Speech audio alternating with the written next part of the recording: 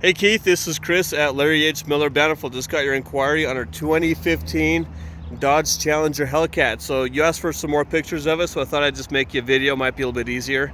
So I personally took this vehicle in on trade from the previous owner, and he added about $12,000 to this thing. So a lot of upgrades. I hope I can remember all of them.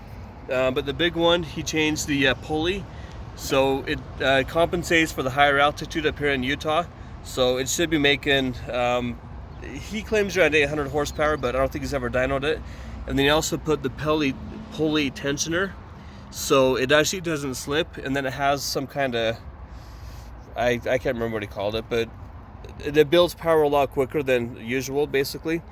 He also has the intake, obviously. He also put a Borla exhaust system on it, which I'll start for you here in a second. And then he also spent a lot of money on the front end suspension. So he changed out control arms, he changed out all the bushings. So this thing handles really tight, really well actually. So tires are good on it all around. The previous owner, I sold him a brand new Challenger Hellcat Red Eye.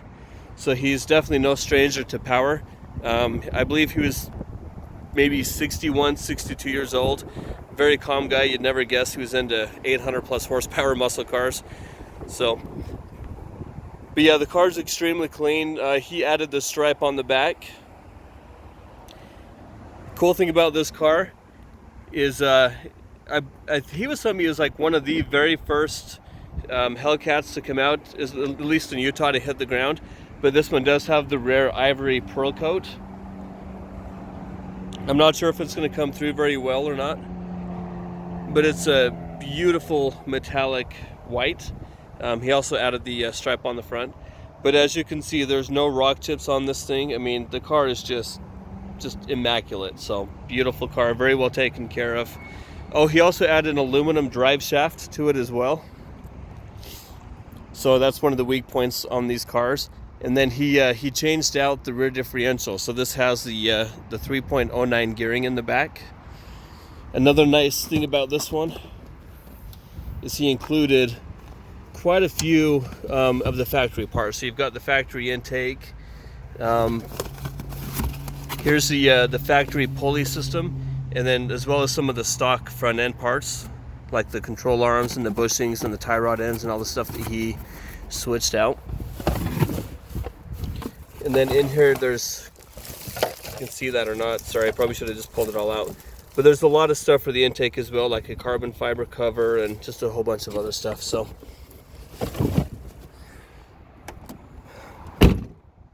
on the inside, it also has a rare, the brown interior, which looks just really nice against that pearl white. And as you can see, the car is just immaculate. So he hardly even drove this thing. He only put a few thousand miles on it. And then here, I'll start it up so you can hear the exhaust on this thing.